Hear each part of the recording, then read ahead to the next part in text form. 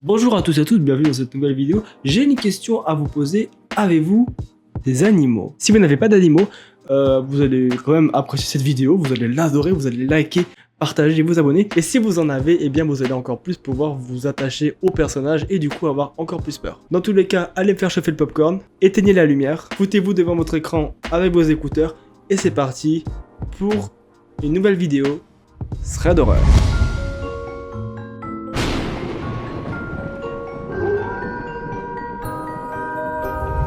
La première histoire, les amis, c'est une histoire qui est assez courte, elle est vraiment très cool et elle implique un chien.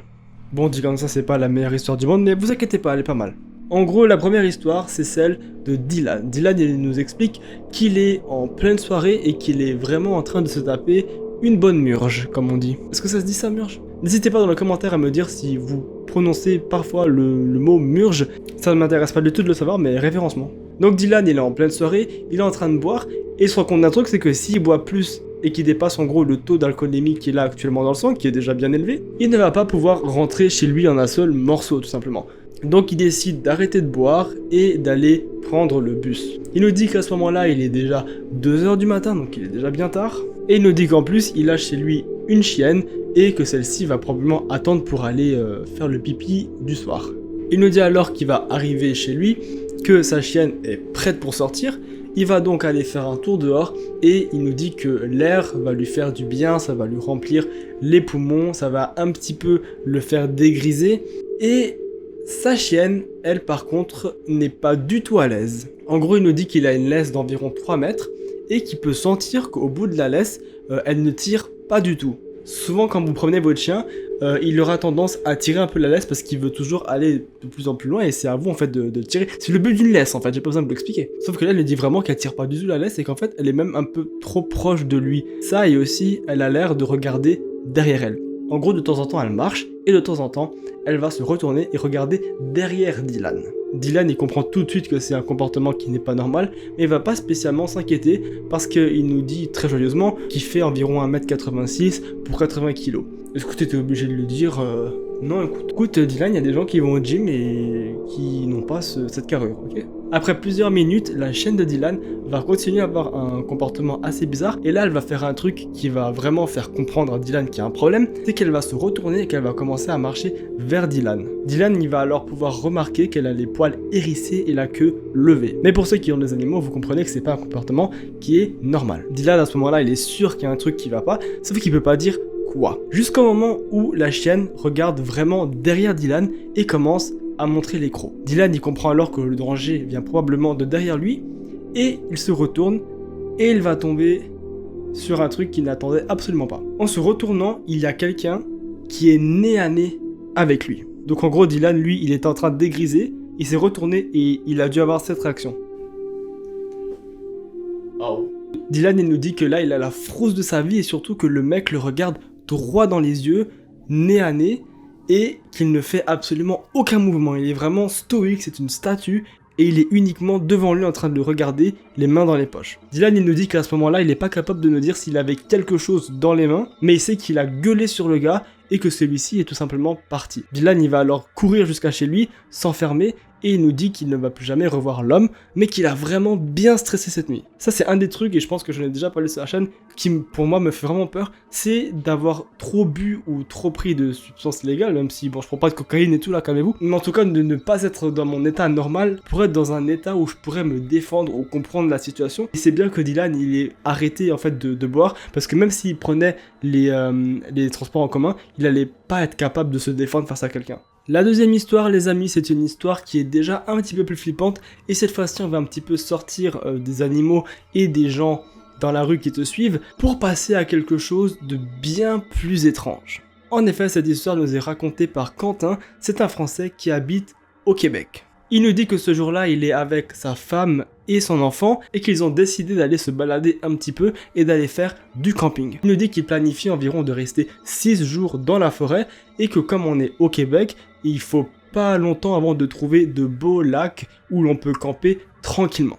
Il nous dit que les 3 premiers jours vont se passer tout à fait normalement. à la seule petite différence qu'il remarque qu'il y a quelqu'un de l'autre côté du lac qui fait des feux chaque soir. Mais bon, après c'est une zone de camping, donc ça c'est un petit peu normal. Sauf que le troisième jour, tout va basculer. En effet, pour vous mettre un petit peu dans la situation, ils sont sur un emplacement qui est environ à 10 mètres du lac. Ils sont complètement seuls, isolés, il y a la forêt juste derrière eux.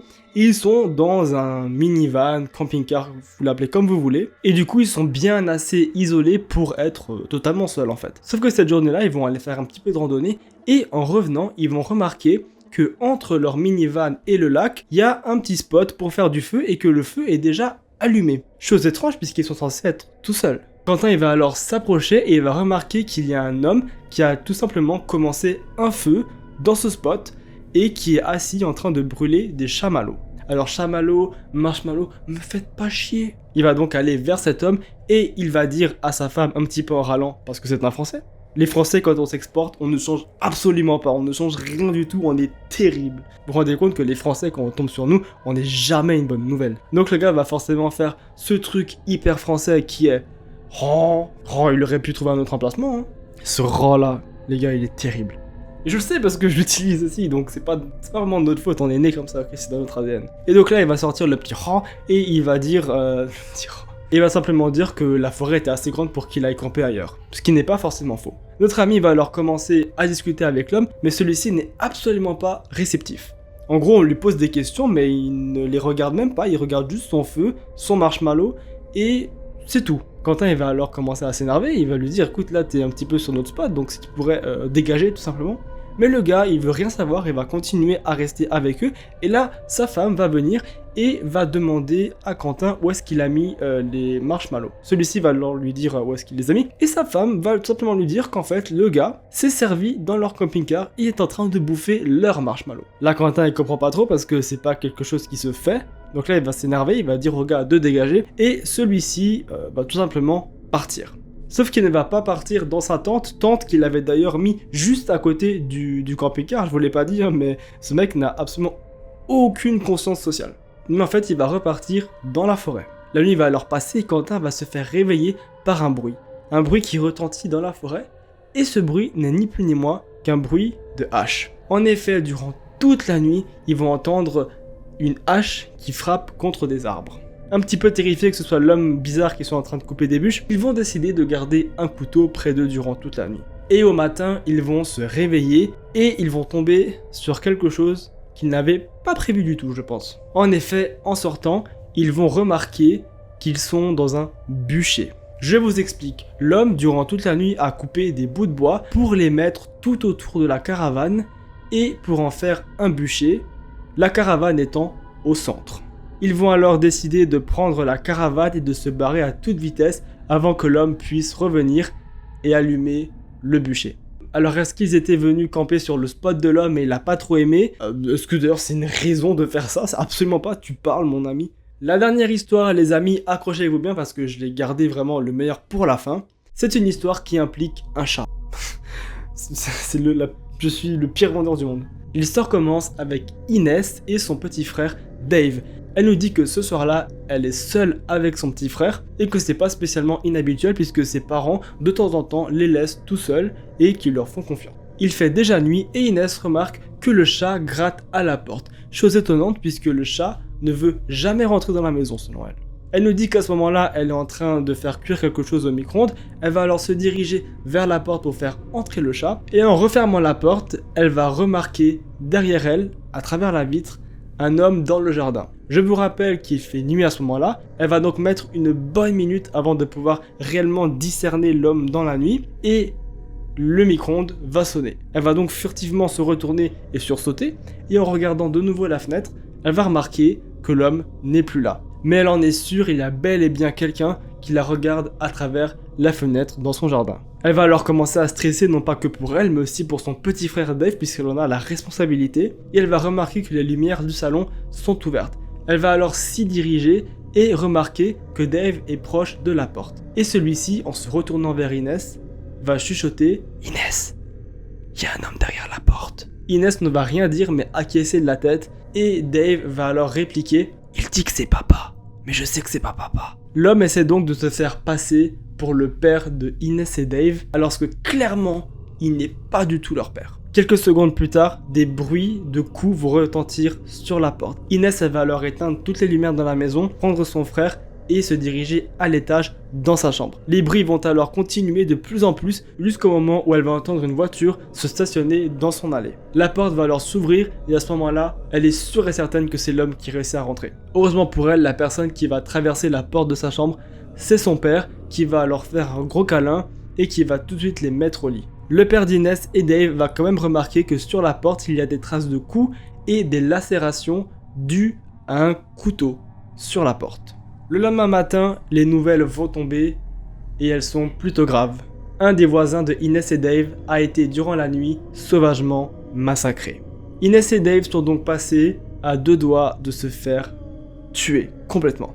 J'adore ce genre d'histoire parce que non seulement on a quelque chose de très creepy, un homme qui veut rentrer, qui est bizarre, qui les observe, mais en plus, quand le lendemain matin ou quelques jours après, on a les nouvelles qui tombent et on apprend qu'elles sont passées, non pas seulement à côté d'un homme bizarre, mais d'un tueur, ça renverse complètement l'histoire et moi je trouve ça juste génial, j'adore ça. Merci d'avoir regardé la vidéo, prenez soin de vous, abonnez-vous à la chaîne YouTube, allez sur le Insta et on se retrouve bientôt. Et si vous avez des animaux, bon Dieu, écoutez vos animaux, ils vont vous sauver la vie.